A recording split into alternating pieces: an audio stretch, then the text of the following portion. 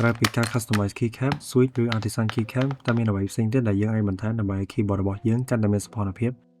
ចុះបើមួយនេះវិញ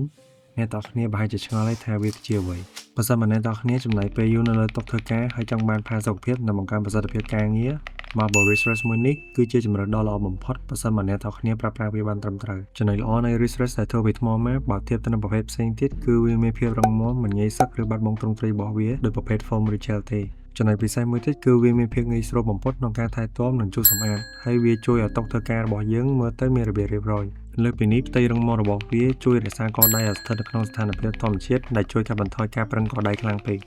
ចុងក្រោយបង្អស់វាផ្ដល់នូវសោភ័ណភាពបែប Premium និងទាន់សម័យដែលស័ក្តិសមបំផុតជាមួយ keyboard បែប Minimal ឬពណ៌សខ្មៅទោះជាយ៉ាងណាដោយសារវាធ្វើពីថ្មម៉ាបអញ្ចឹងវាមិនទន់ដូច foam ទេហើយអាចធ្វើឲ្យអ្នកប្រើប្រាស់ខ្លះមានអារម្មណ៍មិនសូវស៊ាំដៃប្រសិនបើដាក់សម្ពាធទាំងស្រុងទៅលើវាបើសិនមកអ្នកទាំងអស់គ្នាដាក់ទីតាំងមិនបានត្រឹមត្រូវផ្ទៃរឹងរបស់វាអាចបង្កសម្ពាធទៅលើផ្នែកខាងក្រោមនៃដៃដែលអាចនាំឲ្យមានការឈឺឬចុកកដៃបានចំណុចចុងក្រោយដែលត្រូវប្រុងប្រយ័ត្នបំផុតគឺដោយសារវាជាថ្មម៉ាបបើសិនមកធ្លាក់វានឹងបែកអញ្ចឹងបើសិនមកអ្នកទាំងអស់គ្នាចង់បន្ថែម refresh ទៅលើ setup ខ្ញុំសូមណែនាំទី1ដាក់គល់បាតដៃទៅលើ refresh មិនមែនដាក់ចុងកដៃទេទី2ត្រូវប្រាកដថាកម្ពស់ refresh ស៊ីគ្នាជាមួយ keyboard ដើម្បីឲ្យកដៃត្រង់ហើយទី3កុំភ្លេចសម្រាប់ដៃឲ្យបានទៀងទាត់ផងដែរបើសិនមកអ្នកទាំងអស់គ្នាមានចំណាប់អារម្មណ៍អាចតាក់ទងមកកាន់ Snell Studio សម្រាប់ព័ត៌មានបន្ថែមអរគុណ